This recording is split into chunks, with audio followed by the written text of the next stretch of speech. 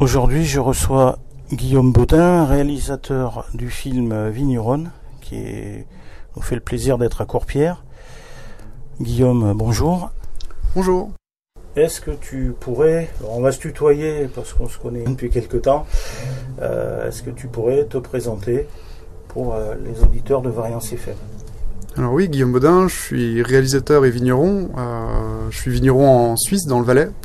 Et je suis réalisateur, c'est mon 4e documentaire qui sort le 15 novembre 2023, donc l'année prochaine, au cinéma. Avec un parcours plutôt dans le milieu du vin au niveau de mes études, et puis ensuite j'ai commencé à faire des documentaires pour essayer d'expliquer ce que c'était que l'agriculture biologique, l'agriculture biodynamique, au travers d'un premier documentaire, La Clé des terroirs. Puis ensuite, je pensais pas refaire de deuxième documentaire, mais il y a eu des traitements insecticides obligatoires en Bourgogne où je travaillais, et en fait l'envie de faire un autre documentaire est devenue une évidence, avec Insecticide mon amour, un film documentaire sur Emmanuel Giboulot, le vigneron qui avait refusé de traiter aux insecticides en Bourgogne, et en fait qui a finalement traité, qui est passé au tribunal pour refus de traité. Et ensuite j'ai fait un autre documentaire qui s'appelle Zéro Phyto 100% bio, sur les cantines bio et l'arrêt des pesticides en ville, avec les associations Génération Future, Agir pour l'environnement et Bioconsommateurs. Et entre autres, nous à Courpierre, nous avions passé Zéro Phyto 100% bio et La Clé des terroirs, avec un peu de retard par rapport à la chronologie dans tes films. Tu es donc toi-même vigneron. Comment es-tu arrivé à ce métier-là? Je suis arrivé au métier de vigneron par un ami de la famille qui a un domaine en Haute-Côte de Nuits, donc au-dessus de Nuit-Saint-Georges, qui m'a invité quand j'avais l'âge de 11 ans en fait pour découvrir le monde du vin et un petit peu travailler dans les vignes, un petit peu en cave, et puis ça m'a vraiment beaucoup plu. Et de là, chaque année, en fait, tous les étés, je retournais au domaine. Et à 14 ans, j'ai décidé de faire, après ma 3e, en fait, j'ai décidé de faire un BEP viticulture-œnologie, un bac pro viticulture-œnologie, puis ensuite, j'ai fait un BTS viticulture-œnologie. Et de là, en fait, vu que j'apprenais pas tout à fait ce que j'aimais, en fait, on apprenait très très peu le bio dans les formations. Et j'ai décidé d'arrêter après le BTS viticulture-œnologie pour ensuite, en fait, travailler dans des domaines un petit peu partout en France et même dans le monde, parce que je suis parti plus d'1 an en Nouvelle-Zélande pour essayer de découvrir un petit peu justement qu'est-ce que je pouvais apprendre là-bas. Donc la culture du vin en biodynamie, est-ce que tu peux rapidement nous en parler, parce que c'est vrai que c'est un peu ça devient un peu plus connu, mais on n'est pas vraiment spécialiste, donc Alors c'est de l'agriculture biologique avant tout, donc certifiée, avec des préparations spécifiques qui permettent vraiment de développer au maximum la vie du sol, parce que en fait la vie du sol c'est vraiment la base en fait de toute agriculture, mais c'est vrai qu'on a presque un petit peu oublié que cette vie du sol était aussi importante, et notamment pour les vins, parce qu'en plus le vin exprime le terroir, donc plus le sol est vivant, plus la vigne, plus le raisin va avoir en fait des goûts qui sont différents. Et c'est vraiment une agriculture qui est basée sur le développement du sol, et ensuite on utilise différentes pratiques, on utilise des préparations spécifiques qu'on va amener sur le sol, qu'on va amener sur le végétal. On utilise aussi de plus en plus, mais ça c'est un petit peu dans toute l'agriculture, tout ce qui est couverts végétaux, pour essayer de développer également les sols en fait de manière naturelle, sans avoir trop à les travailler. En fait la nature en fait nous aide, et on essaie de travailler avec la nature pour essayer de développer tout ça. Et après on utilise beaucoup d'extraits fermentés, de tisanes, pour essayer de diminuer les doses de cuivre et de soufre qu'on continue. C'est de l'agriculture. Alors il faut savoir qu'en agriculture biologique, et notamment en viticulture biologique, on continue de traiter. Il ne faut pas se dire que quand on voit quelqu'un qui traite des vignes, c'est obligatoirement de la chimie. Ça peut être aussi du bio, et en fait en bio on utilise toujours le cuivre et le soufre qui sont les seules matières actives qui nous permettent de combattre le mildiou et l'odium. Par contre, c'est pas des pesticides chimiques de synthèse, donc ils sont pas développés par la chimie. Et en fait, on essaie de diminuer au maximum ces doses avec l'utilisation de tisanes, de prêles, d'aquilée, de camomille, pour stimuler les défenses naturelles de la plante. Et ça, c'est aujourd'hui en biologie, il y en a beaucoup qui utilisent ça, mais c'est né en fait d'une recherche qui était plutôt basée sur l'agriculture biodynamique. Et je crois que dans La Clé des terroirs, justement, tu expliques pas mal ce procédé de tisane, là, où les mélanges que tu vas ensuite épandre sur les vignes ou sur le sol. Exactement. Par exemple, si on prend l'exemple de l'osier, en fait, il y a énormément d'acide salicylique dans l'osier. Et l'acide salicylique, c'est l'aspirine, en fait, et on va, en fait, extraire, en fait, on fait des décoctions d'osier qui nous permettent, en fait, d'extraire, justement, de les composer. Enfin, c'est plus des tisanes parce qu'en fait, l'acide salicylique est détruit à partir de 80 degrés. Donc, en fait, on chauffe l'eau à 80 degrés et ensuite, on va essayer d'extraire, en fait, l'acide salicylique, et en fait cet acide salicylique va permettre à la plante de stimuler ses défenses naturelles et en fait d'être plus résistante en cas d'attaque de maladie. Comme nous, en fait, on est un peu plus résistant quand on prend un aspirine sur certaines autres maladies. C'est un petit peu les mêmes principes, sauf que adaptés au végétal. J'ai vu, alors je me rappelle plus de toutes les images de la clé des terroirs, mais je crois que souvent ce sont des chevaux qui sont utilisés dans les vignes plutôt que des tracteurs pour traiter le sol. Alors c'est vrai que les labours au niveau du sol se font en partie au cheval enfin c'est un peu des désirs un petit peu extrêmes parce que ça coûte beaucoup plus cher de travailler au cheval. Par contre sur des beaux terroirs ça permet vraiment de mieux respecter le sol parce que le cheval en fait lève la patte à chaque fois et en fait on tasse moins. Ça tasse très fort à l'endroit où le cheval en fait met le pied, le sabot, mais par contre en fait il y a moins de surface et puis ça fait pas des bandes de roulement alors que le tracteur le fait. Et ça permet vraiment de mieux respecter les sols, surtout qu'en fait c'est pas du travail mécanique à l'arrière, en fait la charrue elle est beaucoup plus mobile qu'en fait sur un tracteur, donc en fait on évite les autres qui sont vraiment compactés, on arrive vraiment à mieux travailler les sols. Et tous les vignerons en biodynamie ne font pas du labour au cheval, hein. C'est pas une obligation, hein, c'est vraiment un désir en fait de pas mal de vignerons qui sont en biodynamie de retourner sur du travail au cheval. Et en Bourgogne notamment, il y en a, d'un point de vue économique, c'est sûr qu'il faut quand même avoir un peu plus de budget. Et la Bourgogne est un bel endroit pour justement le travail équin parce que c'est un endroit où la valorisation des bouteilles existe. Je pense que dans des petits vignobles comme par exemple 100% sur Sioule ou des endroits où on vend les bouteilles quand même moins cher, le travail au cheval peut être quand même qu'un beau rêve. Et après, ça peut être aussi une passion. Il y a beaucoup de vignerons en fait qui sont passionnés par le travail au cheval. Et c'est vrai que c'est très agréable d'être derrière un cheval plutôt qu'au-dessus d'un tracteur qui fait avec tout le bruit que ça génère en fait. Ouais. C'est un retour à la nature, mais je suis surpris d'apprendre que c'est plus cher qu'avec un tracteur. Enfin, c'est vrai qu'avec le tracteur, tu travailles peut-être plus de surface en même temps. Enfin, quand les vignes sont plantées, c'est plus facile de passer avec un cheval qu'un tracteur, non? Enfin... C'est le temps, en fait. C'est toujours une question de temps. Et puis, le cheval, en fait, quand il travaille pas, il faut quand même le nourrir. Alors que le tracteur, en règle générale, on peut le mettre au garage, effectivement. Mais il est... Enfin, voilà. En fait, c'est les coûts induits, en fait, du travail au cheval qui sont importants parce que ça demande du personnel. On travaille moins vite.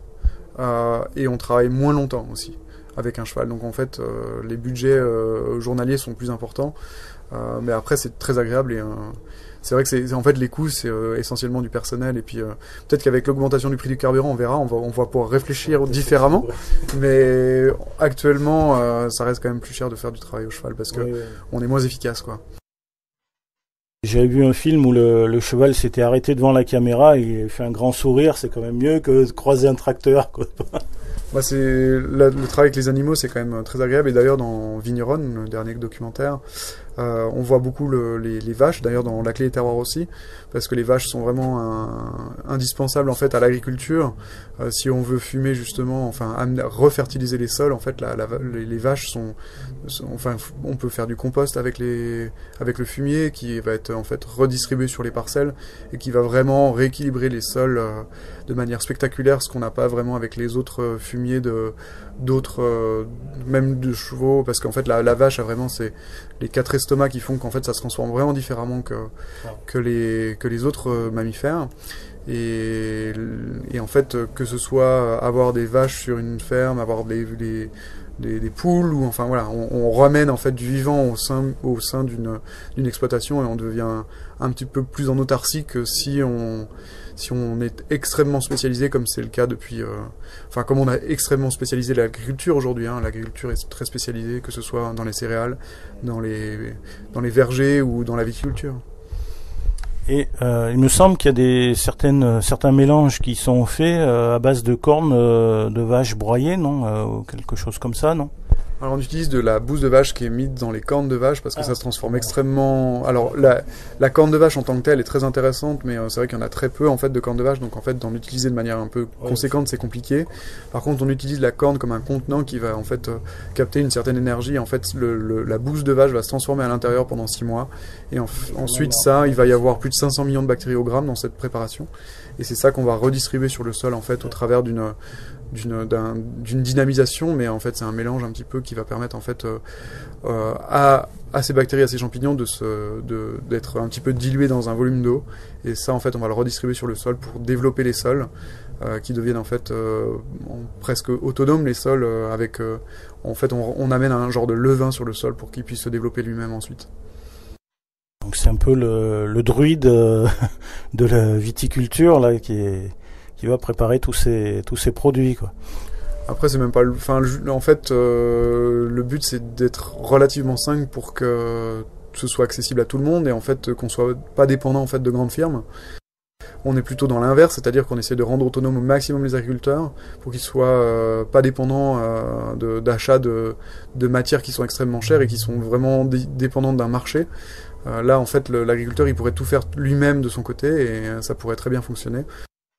C'est des protocoles qui sont très simples et c'est surtout transmis. Il n'y a pas un druide qui a la connaissance et puis qui transmet qu'à des druides. Là, en fait, c'est les agriculteurs eux-mêmes qui se transmettent entre eux ces informations et qui permettent en fait à la viticulture ou à l'agriculture de se développer de manière beaucoup plus exponentielle. Là, aujourd'hui, il y a un problème sur l'association Déméter qui gère en fait la marque Déméter, donc qui représente la biodynamie aujourd'hui en France.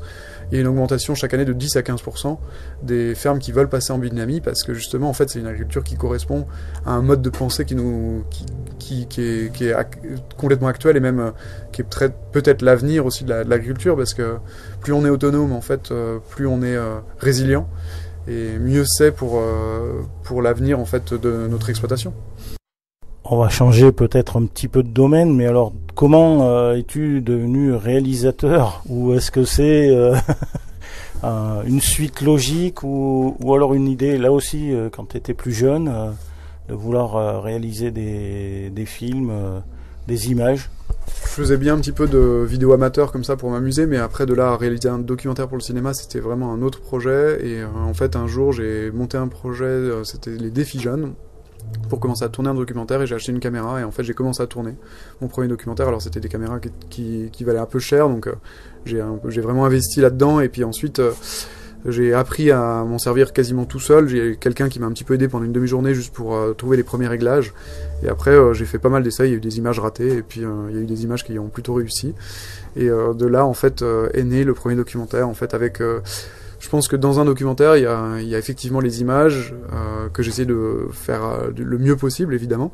Mais il y a aussi le contenu, et là par contre le contenu, en fait les gens, moi je prends beaucoup de temps pour discuter avec les gens, et en fait quand les gens sont en pleine confiance, en fait ils se livrent, et différemment que si en fait c'était une équipe de tournage qui venait. Donc on arrive à avoir une autre dynamique en fait dans les documentaires que je fais, parce qu'en fait il y a une certaine proximité par rapport aux personnes qui sont interviewées qu'une équipe de tournage n'aurait peut-être pas. Parce que moi je prends beaucoup de temps en fait pour discuter avec les gens, et sur le dernier documentaire je suis resté quasiment 3 mois sur chaque domaine viticole pour avoir les images que j'avais envie. Et en pointillé sur 8 ans, donc on est vraiment sur du temps long, on n'est pas sur du... Et tout ça, je l'ai pris avec le temps, en fait. C'est avec le temps que j'ai trouvé mon propre style. Et ça, j'avais absolument aucune idée un jour que je puisse faire des documentaires qui sortent au cinéma. C'était pas du tout un projet de vie. C'était plus une volonté de pouvoir exprimer certaines idées. Et de là est né un peu... j'ai appliqué peut-être ce qu'on fait en viticulture, c'est-à-dire on essaie d'être très très précis dans tout ce qu'on fait en viticulture pour faire des grands vins. Et voilà, le but c'est d'être aussi extrêmement précis en fait dans toutes les étapes de la production d'un documentaire pour arriver en fait à un film qui est projetable et entendable par le plus grand nombre aussi, parce que ça s'adresse pas que des spécialistes, quoi. Là, sur le dernier documentaire, le plus dur c'était vraiment d'avoir en fait un film qui suit le fil des saisons. et avec aucun impair, c'est-à-dire que toutes les interviews sont faites au moment précis de la saison, et en fait il n'y a pas de différence sur les arrière-plans, enfin voilà. Et tout ça en fait moi je le fais surtout au montage, donc ça demande encore plus d'images au départ, parce qu'en fait je savais pas trop comment j'allais monter ce documentaire à la base, et en fait au montage je me suis dit bah tiens, ce serait vraiment bien en fait d'avoir toutes ce suivi en fait du fil en fait de la vigne, et les choses se sont faites pour que ça colle en fait justement tout au long du film. Pendant les 1h20 en fait on passe de la taille en plein hiver jusqu'à la récolte en fait à la fin du film. Et après le film, la dégustation. Et il y a toujours un peu des dégustations à la fin du film, et c'est ça qui est vraiment assez sympa. C'est vrai que c'est assez sympathique de recevoir quelqu'un qui vient présenter son film. Il y a ce côté convivial que l'on retrouve, parce que souvent dans la convivialité on se retrouve autour d'un verre de vin, mais c'est un peu le but du vigneron, non? Bah là il y a toujours un peu il y a souvent des vigneronnes qui m'accompagnent, oui. Des fois c'est des vignerons, il n'y a pas toujours que des vigneronnes, puis aussi des cavistes, donc femmes ou des sommelières qui viennent en fait justement m'accompagner pour essayer de parler du film par la suite, parce que ça parle à certaines personnes. Alors c'est vrai que là, le dernier documentaire il se passe entre l'Italie, la Suisse et la France, donc c'est tous les vigneronnes du film sont pas toujours disponibles, et en fait on a très peu de projections avec elles, mais le but c'est aussi, le film ne peut pas être exhaustif, en 1h20 on peut pas avoir toutes les vigneronnes de la planète, et à la fin du film c'est bien d'avoir des vigneronnes locales qui peuvent parler aussi de ce qu'elles font en fait au quotidien. Oui, alors je crois que du côté de 5%, tu as eu une vigneronne qui est venue t'accompagner pour présenter ce film. Alors justement, vigneronne, parce que le terme souvent c'est vigneron, on reste le gros vigneron macho, et il y a de plus en plus de vigneronnes, c'est ce que tu veux montrer avec ce documentaire justement. Alors pendant des années, les femmes étaient interdites de cuvage, parce qu'elles faisaient tourner le vin, soi-disant. Donc les choses ont quand même énormément évolué, et les vigneronnes qu'on voit dans le documentaire sont plutôt des pionnières dans ce milieu-là, c'est-à-dire que ça faisait partie des premières vigneronnes en Italie à être passées en tant que vigneronnes à leur compte, en Suisse aussi, et en fait ces étapes en fait ont mis beaucoup de temps. Aujourd'hui il y a de plus en plus de vigneronnes qui s'installent, ou alors des femmes qui travaillent dans le milieu du vin, que ce soit en cave ou en vigne. Et ça permet quand même ce documentaire permet en tout cas de faire prendre de donner en fait des pistes pour certaines jeunes femmes. J'ai eu une jeune qui veut reprendre le domaine de son père à Beaune, et qui a écrit un super texte après le film, parce qu'elle a trouvé un petit peu la manière, l'approche qu'elle avait envie de donner en fait au cours de sa vie. À 17 ans, en voyant le film, elle s'est dit bah tiens, c'est vraiment cet itinéraire que j'ai envie de prendre si je reprends le domaine de mon père. Et en fait, c'est un film qui inspire en fait aussi les jeunes générations, donc c'est le but. Et voilà, c'est un... Dans les écoles, il y a plus de jeunes femmes qui viennent découvrir ce métier, ou c'est pas encore... Alors ça fait un moment que je suis pas retourné dans les écoles actuellement. En règle générale, quand même, les écoles agricoles, il y a quand même plus de mecs que de femmes. Enfin moi, les études qu'on a fait, il y avait même pas 10% de l'assistance qui était des femmes, donc les choses doivent bouger gentiment. Après, c'est des métiers qui sont accessibles. On n'est pas tous obligés de porter des charges lourdes. Aujourd'hui, il y a beaucoup de choses qui se font. Mais les vigneronnes que je côtoie régulièrement, elles me disent mais dès qu'on est sur un chariot élévateur, en fait, le chauffeur il veut conduire à notre place. Enfin, il y a quand même toujours un petit peu ce. Alors que en fait, le chariot élévateur, tout le monde peut le conduire. Il n'y a pas de problème en fait. C'est pas une question de force ou voilà. Donc en fait, elle continue quand même de devoir un petit peu montrer patte blanche, alors que des fois elles ont quand même des connaissances qui sont supérieures pour certaines, et aussi il y a une sensibilité au travers des femmes qui est un peu différente des hommes. Je dis pas qu'il y a des hommes qui sont très sensibles, mais de manière générale les femmes ont une certaine sensibilité qui permet en tout cas au vin de s'exprimer différemment. Oui, j'allais dire, est-ce que le vin s'en ressent, est-ce qu'il a un autre peut-être pas un autre goût, mais est-ce qu'il y a quelque chose qui fait qu'on voit que ça a été fait par des femmes?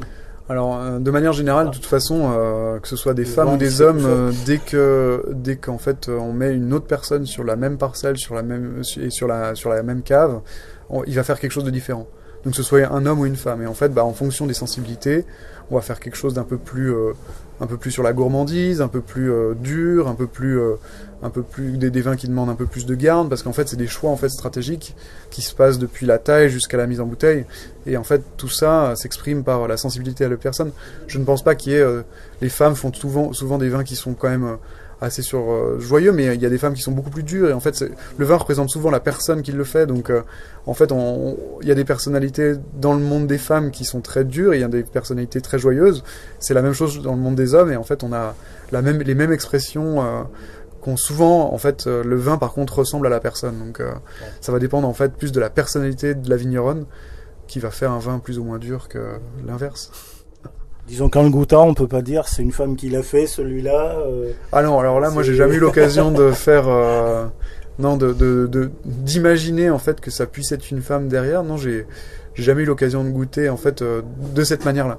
C'est vrai que ça pourrait être intéressant de faire des dégustations à l'aveugle et d'essayer de définir si c'était une femme ou un homme qui a fait, et ça permettrait peut-être de résoudre ce problème qu'on pose là tout de suite.